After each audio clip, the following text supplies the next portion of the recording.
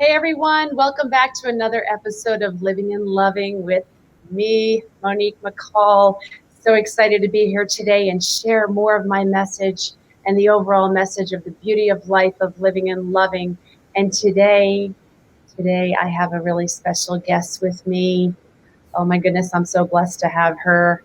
My fellow alpha female. She's a singer, songwriter, author, record producer, a holistic health coach now, and one of Billboard's greatest all-time dance club artists, number one hits on the charts, Lady Joi Cardwell. Thanks so much for joining me today. Woo, let's hear it for you. How are you? I'm great. How are you doing, Monique? I'm good. I'm just out living and loving. How about you? Same over here, just moving and grooving, getting through this COVID life, and just keeping it moving. Really, living and loving. It's a great title. I love that. So, yes, good theme. Thanks so much. Yeah, so you have had just a brilliant life, brilliant career, so many different careers. Oftentimes I joke and I say, what's going on in that big brain? So I want to know what's going on in that big brain and maybe take us back and start a little bit from the beginning about how you got out there, you lived, you loved through music, and then move us into how you've got to where you are today as a holistic health coach. And now, what are you up to? Oh, you're just doing something little like going back to law school. Yeah, well, I think the biggest thing in living and loving your life is to do things that bring enjoyment to your life and to follow your calling. As far as music, even as a little kid, I always knew that music was going to be my profession. I wrote my first song when I was 6 years old for a friend of mine whose mom had died. And I kind of really realized very young that the message in music was really powerful and it was a way to express myself. So technically, I guess I got started in the music business by doing that.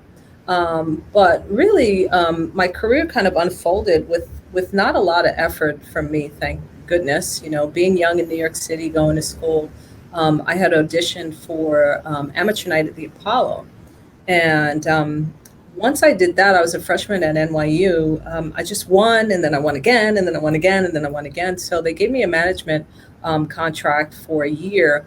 And while I was there, my mom was like, I don't care what happens, you're going to stay in school and get your degree, which I kind of did. So I kind of, went along with the program and just stayed kind of as an amateur. Taking on shows and things like that. And then eventually, when I was a senior in college, I got signed to Arista Records by Clive Davis. And I guess the rest you can say is history after that. So it was just one record deal, parlayed into another record deal. Happened to have my first record out the box, went to number one. Second one went to number one. And then I just kept tripping over my feet and just doing I don't even know how I get to certain places. I would have to say that it's probably by the grace of God, because it certainly wasn't super planned. And that's what I was going to ask you, because you said you just kept winning, you just kept winning, you just kept winning. And so what do you attribute all of this winning to? I mean, I know that you're a brilliant vocalist, a brilliant writer, but I mean, if you go a little deeper into, the magical piece of the soul and what was in there and what was happening for you. Yeah. What is this winning? Where do you think it came from? I know there's a saying that says the harder I work, the luckier I get. Yeah. And I think that's part of it. I really have an excellent work ethic. Even while I was going to school, carrying 18 credits, trying to get out of college, I was working on an album full time. I was going to school full time. When I had auditions, I showed up to every audition really prepared, and the mindset that whatever I was going for, I was going to be the top dog when the end when the end of the day or the end of the competition was there. I always knew that I would be the one standing.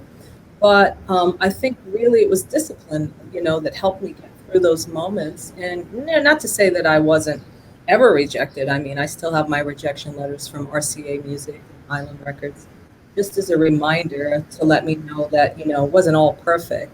But I think, just being prepared for opportunities was really the biggest thing, other than a natural given talent. And and working at it when I got there, not really just skating with, okay, I'm here and just letting it happen.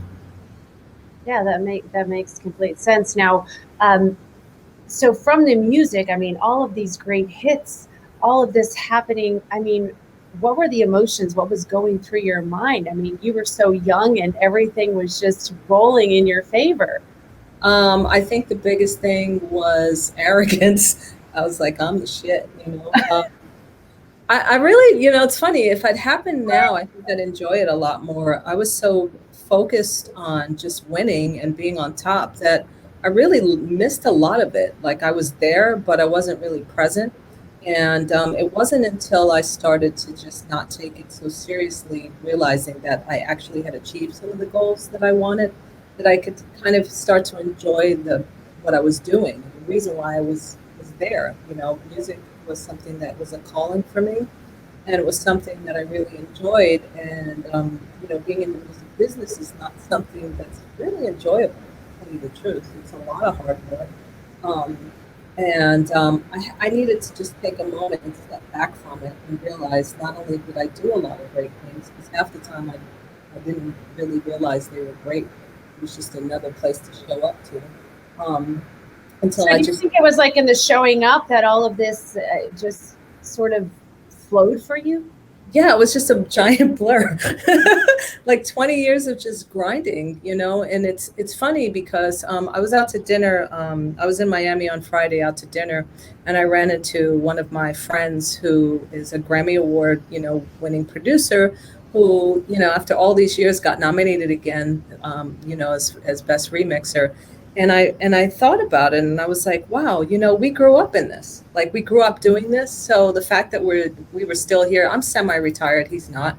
But when you're growing up, you don't really realize that you're growing up or you're learning or you're having these experiences until you are a grown up and you can sit back and go like, wow, that was really cool. I had some really nice nights and things like that. But it was also the successes that I had that allowed me to, segue into this health field because while I was on the road, touring quite a bit, I was not in a world where healthy living was really a part of the whole, the game. It was all about sex, drugs, and rock and roll, and fast living and And then, late of nights. course, you perform all over the world. Yeah. And so I know how hard that is, even being an artist, when you're on the road and you're traveling, it's hard to stay healthy. I mean, it's easier now, I think, because, I would go to the Midwest and, the food situation there was dreadful. You couldn't just you couldn't just pop out and get a salad like you can now. We take these things for granted, but, and then being in foreign countries, um, I became a very adventurous eater. Because I didn't want to be the foreigner in, say, Asia or being in Japan and eating, Kentucky Fried Chicken because that's what I knew, and I didn't want to, eat the foods that were locally available. So I learned to, um, look for the healthy foods no matter where I was. I realized that being in a band with on a tour bus with 11 to 50 men and maybe one other woman, our eating habits and way of living kind Sure. of a little different. So in order to keep my sanity and also as a vocalist, your body is your instrument, and if you are not in the best shape, it reflects in your art. And I was such a perfectionist about my art. The Yeah. fact that I was, trying to be healthy really was just because I wanted to sing well. And which is all part of living. It's so important, when you're out there living and loving. And that's why I have the title is that, living, it consists of everything that you're doing, including the fuel that you're putting in your body and the exercise and what you're doing day to day. I mean, it's all so important. And it's interesting how there's so much connectivity between all of the things that you're doing and how the music parlays right into um, your next phase, which is the holistic health.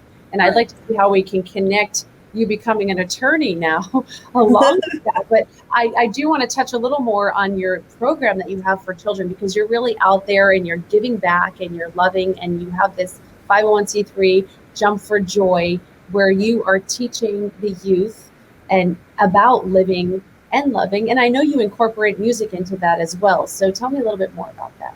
So, Jump for Joy is a nonprofit that I founded in 2017 here in West Palm Beach, in the predominantly historic Black neighborhood of, it's called the Historic Northwest. So, um, I would say the demographics are pretty dire. You know, it's a Mhm. really poor neighborhood. I deal with children who deal with a lot of stresses, who come from all kinds of backgrounds that are, just stressful.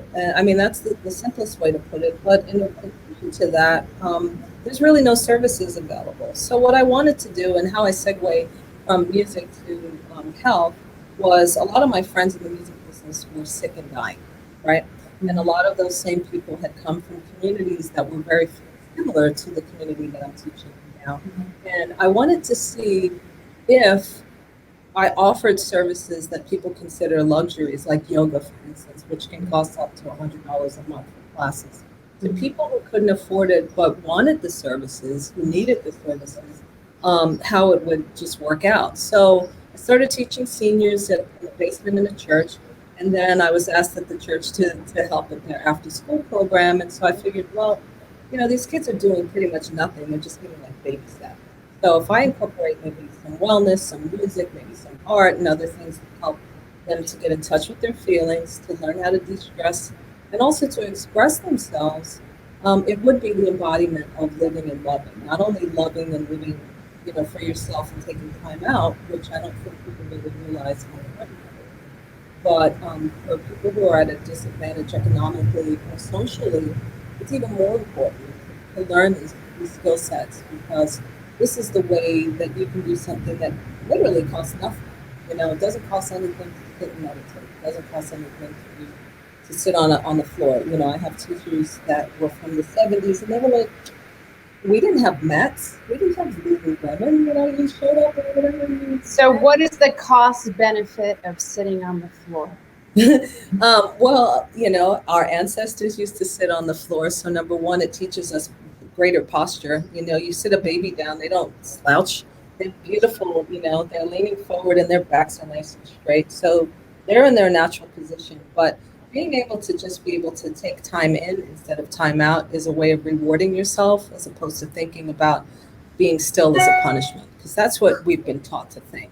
Oh, that's a punishment. They're throwing me in the corner, to think about what I did wrong. And I'm like, well, if we go backwards and take that time to be with ourselves and to kind of calm ourselves down, the benefit of that is that you have greater self-regulation, you have greater behavioral and social skills, you do better on tests.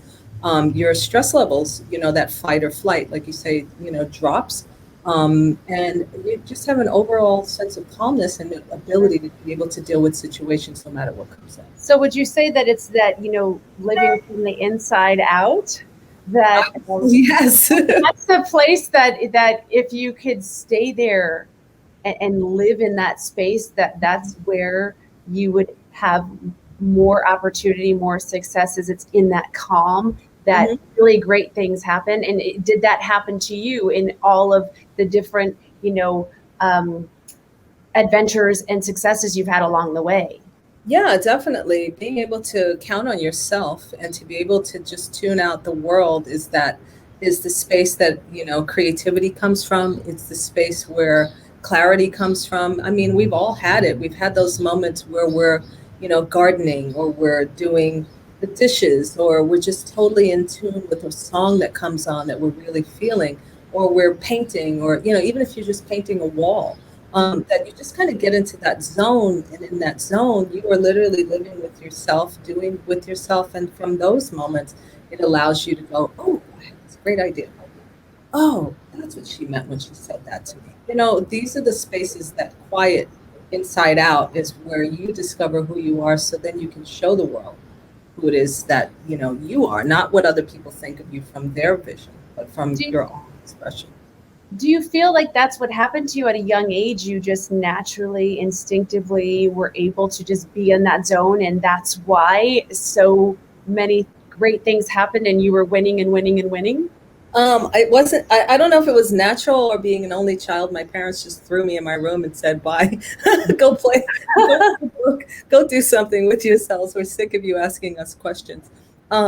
But yeah, I do think so. I think that I was actually kind of trained in that way, even though I didn't know it was a training. Mhm. Um, my parents allowed me a lot of autonomy, and a lot of time to think about things, whether it was reading or experimenting with different instruments or whatever interests that I had. I was always able to really kind of focus on myself because I had no siblings, so that was easy. And my mom was not artistic at all. And that's who I spent the most time with. And she was a banker. So, she wasn't really like, the warm and fuzzy kind of person. Great woman, but just So was like, they accidentally taught you to live in the zone. yeah, exactly. And then being that I enjoyed it, I had like a tape recorder and I had all these toys to play with that, fostered creativity. Um, yeah, I was very comfortable being in that space. And I think when it came time to hone that skill as a practice, um, yeah, I was already kind of well versed in that feeling and not feeling like I needed so much external validation. Or I learned how to get validation, just not to make me feel better, but to kind of be an affirmation that I was on the right path, if that makes sense. That makes complete sense. And I was looking forward to you sharing that because that is the message of living and loving. And it is when you go in, you stay in the zone and you live in love internally. Mhm. You never need to look to the outside, but externally, the magic happens. And you head down that wonderful yellow brick road to success, which Yeah, you have and you continue to. And so after you created, actually before I believe you did the holistic um, program and coaching, you've also written a book, right. I wrote three actually. three Um, books. Okay. well, one is like a 2-volume kind of like daily sayings. I've been doing daily affirmations, it seems now for maybe like 7 years. I don't do them daily anymore because I'm running out of things to say and I don't want to just say things just because. But I did, it was called Jump for Joy, Volume 1 and 2. And then the first book that I wrote was let's see, Keep Your Eye on the Game and Not the Fame, which was a music business primer, which again kind of leads me to the legal thing. I started my own record company after I realized that I was getting the shaft, by the record companies just by their generalization of how they used to, and some still do, set up record deals. And my mom being a banker, in the back of my head was like, how much money are you making doing this music crap? You should be Mhm. impossible. And I got my first statement basically, and what I realized was on the first page of my contract, they promised me the moon, and then they spent the next 40 telling me that the moon was too far away for me to reach. So they would take things away. And after I realized that, my mission became, how soon am I going to get out of this record contract? And how can I do it? So I looked for loopholes. And basically, after like the first 3 years of my career, my attorney just fired me. She's like, you redline your own stuff, you don't need me anymore. So I took that information, and as always, I like to share what I learn. And I just put down a little primer just to teach people, the basics of ownership and retaining your ownership, which can be very important, as you well know. How you structure your deals, owning your name and owning your copyrights and things like that, where you can license to people, where they can share in your revenue, but at the end of the day, you need to own your stuff because the person who owns it is the one who can sell it.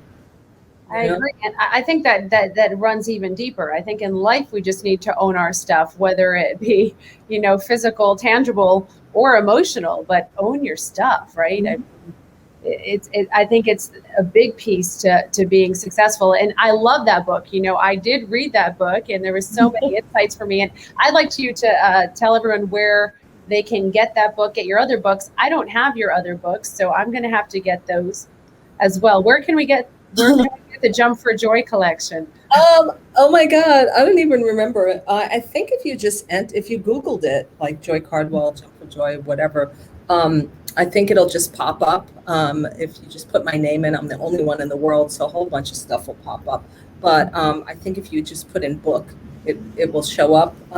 I published it through a company I think called Book Baby, but as you can see, once I do stuff, I don't really care that much about it. You're just, you're You just putting it out in the world. And, so tell me, in that book, you have so many affirmations. Is there one that resonates more with you than another? No, you know why? Because like my life, like everyone else's, is dependent on my mood and what's happening to me at that moment. So, things that seem really important today, based on my situation today, changes, and then it's like, I'll be like, that's my mantra for 6 months, and then the next thing you know, something happens, and I'm like, no, no, that's it. But I think the biggest thing that I really like to just think about generally is it's just be responsible for whatever it is. Just own it, like you say. Own whatever it is that you do, and then you can learn from it. Because I think we get too caught up in being perfect and perfection and all of that. And the only perfection that I think is really true is the fact that if we're living our lives authentically, if we're doing the best we can day to day and trying not to harm another human being in the process, then this is the life that we're supposed to lead. We all stumble, we fall, we get up, hopefully, but don't take it so serious. Don't take yourself or the rest of the world so seriously. Most people are just idiots. They don't know it. That's all right. They have no idea that they're messing up your whole life with some of the things they do and say to you, and it's like, if you just don't take it so personally. Yeah, Just kind of look oftentimes it's not intentional. It's a very good message, because a lot of what happens is not planned. So yeah, if people were, we watch the news and we listen to all these people talking mad smack about living. And it's like, if everyone knew as much as people say they know, or, conspiracies, I'm like, I can't get two people to agree on like where to go to lunch. Like, I'm going to, a million people, 200 million people are going to have this, great conspiracy going. I'm like, we're just not that good at getting along. So I just tend to be like, okay, whatever. so next time we go to lunch, I'll pick the place. Yeah, okay. I'll make it easy on you. So, Yeah. so that, I mean, in saying all that, and that you have to protect yourself with the music, own your stuff, be responsible. I know now that you want to help others in protecting them, going to law school, Yeah. and I don't know exactly um, what discipline or what part of law you're studying, what you're honing in on, but share. I mean, tell me what your plan is going forward, because I'm curious. I have no idea where your big brain is headed now. So I have this big idea that I think that justice for people, women, people of color, anyone who's been oppressed or just not really in the forefront, comes through economic equity. I think that when we're in business, and you're dealing with someone who's bigger, badder, and more connected, let's just say, you really don't have much of a fighting chance, especially if you depend on your attorneys to represent you in a way that they represent you. And what I've found is that attorneys go to school together. They're chummy. They have their own way of doing things, and they don't necessarily think of you as an individual. They just think of you as part of the process. So when I study, of course I have to study contracts and things like that and whatever. But really, what I want to do is just make people aware of what's actually happening to them when they're in the process of whatever it is, whether it's a contract in music, or something in healthcare, or anything that helps them in business to be able to negotiate. Say you have a great idea on an app or something and you want to be acquired. You're never really on the side of getting the fair shake, just because the lawyers have their own language. I remember my attorney saying for me in my first recording contract, "Oh, it's boilerplate." I love that expression, boilerplate, which means everybody's doing it. And my mother used to say, "Well, if everybody just..." You're like, think outside of the box, right? Yeah, exactly. Your mom used to tell you, if everybody jumps off the Brooklyn Bridge, you're going to jump with them. And basically in business, we do that because we trust the experts. So I want to be a different kind of expert that, if you ask me a question or we're talking about something, I'm going to give you, how it works. And then I'm going to give you options to fight for yourself because, at least people just need a fighting chance in order to be able to get it to happen. And I think that I would be a great advocate for that. So I don't know. Absolutely. Well, they say, how do you know when an attorney is lying? He speaks. His mouth is moving, right? Or her mouth is moving. So Yeah. Joi Cardwell, an attorney, all of us can trust. So yes. Sounds like my new slogan. That's right. An attorney all of us can trust. When her mouth is moving, she's telling the truth and she's on your side. So thank you for that, Joi, because we need more of that in this world. We need more dependability, more people who own their stuff and are really out there to give back and help. And I know you do so much of that, and I'm grateful for you. And you have been such a great mentor to me as I go on this music journey. So before we sign off today, though, I had one question for you that I ask all my listeners. Uh-oh. I ask all of my guests. And Yes. So it goes like this. What is the one song that speaks to your heart and sums up the essence of your being?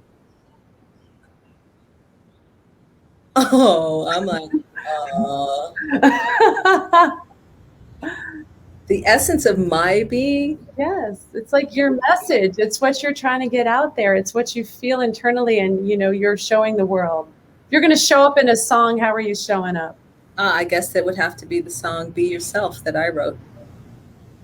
Be yourself. Can we get a little line of that? Is first you let go, make believe, release all your woes and be free from life. Follow your heart to a space that is safe, a place in your soul, a most something place. I wrote a long time ago. And it's be the moon, be the stars, be whatever you are, be of light, be of might, be of hope, joy, and something. Just be yourself. So whatever it is, I think be yourself, be authentic to who you are, and you'll find whatever it is that's out there for you is waiting for you. What you seek is also seeking. So true. And if you just get out there and live in love. So thank you so much for joining me today, Joi. Thanks, Mo. I'm happy to be here anytime. Where can we find you? Well, I'm the only Joi Cardwell in the world, so you can just Google me and you can find my music or whatever it is that I'm saying these days on any social media platform, mostly Instagram and Facebook. Or if you want to take a yoga class with me, I have them up on jumpforjoy.com. Perfect. So check her out at jumpforjoy.com. Go like her on Facebook, follow her on Instagram. She has so many great messages. I'm Monique McCall. You can catch me here living and loving at 4 p.m. every Thursday. Again, singer, songwriter, author, record producer, let me see if I can remember all this, holistic health coach, and now soon to be attorney, Joi Cardwell. Thank you so much. Stay in the zone like Joi, take responsibility, own your stuff, and get out and live and love. You take me there.